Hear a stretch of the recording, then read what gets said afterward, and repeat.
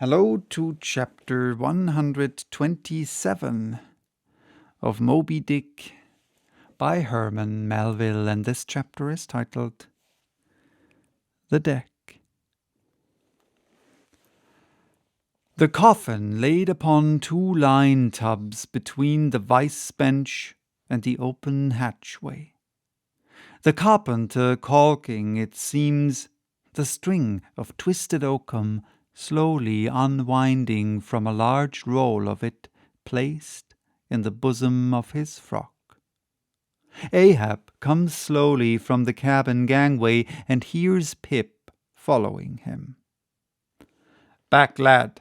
I will be with ye again presently." He goes. Not this hand complies with my humour more genially than that boy. "Middle aisle of a church, what's here?" "Life-buoy, sir. Mr. Starbuck's orders. Oh, look, sir. Beware the hatchway." "Thank ye, man. Thy coffin lies handy to the vault." "Sir, the hatchway? Oh, so it does, sir, so it does." "Art not thou the leg maker? Look, did not this stump come from thy shop?" "I believe it did, sir." "Does the ferrule stand, sir?" "Well enough. But art thou not also the undertaker?" "Aye, sir, I patched up this thing here as a coffin for Queequeg, but they've set me now to turning it into something else." "Then tell me, art thou not an arrant, all-grasping, intermeddling, monopolizing, heathenish old scamp to be one day making legs, and the next day coffins to clap them in, and yet again life-buoys out of those same coffins? Thou art as unprincipled as the gods, and as much of a jack-of-all-trades." "But I do not mean anything, sir. I do as I do." "The gods again. Hark ye. Dost thou not ever sing working about a coffin? The Titans, they say, hummed snatches when chipping out the craters for volcanoes, and the grave digger in the play sings spade in hand. Dost thou never?" "Sing, sir? Do I sing? Oh, I'm indifferent enough, sir, for that. But the reason why the grave digger made music must have been because there was none in his spade, sir. But the caulking mallet is full of it. Hark to it." "Aye, and that's because the lid there's a sounding board. And what in all things makes the sounding board is this: there's naught beneath. And yet a coffin with a body in it rings pretty much the same, carpenter. Hast thou ever helped carry a bier and heard the coffin knock against the churchyard gate going in?" "Faith, sir, Faith? What's that?"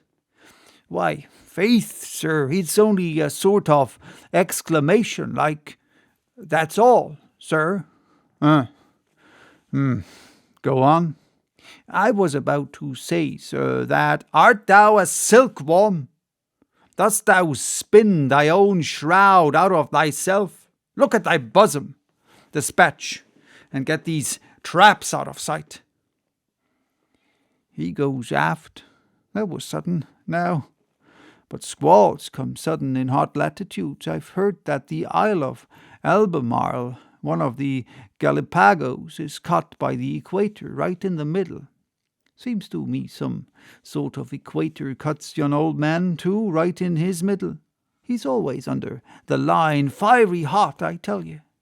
He's looking this way. Come, Mokum, quick, here we go again. This wooden mallet is the cork, and I'm the professor of musical glasses. Tap, tap." Ahab to himself. There's a sight, there's a sound. The grey-headed woodpecker tapping the hollow tree. Blind and dumb might be well envied now. See, that thing rests on 2 line tubs full of tow lines. A most malicious whack, that fellow. Rat-tat, so man's second tick. Oh, how immaterial are all materials! What things real are there but imponderable thoughts? Here now's the very dreaded symbol of grim death by a mere hap made the expressive sign of the help and hope of most endangered life. A life-buoy of a coffin! Does it go further?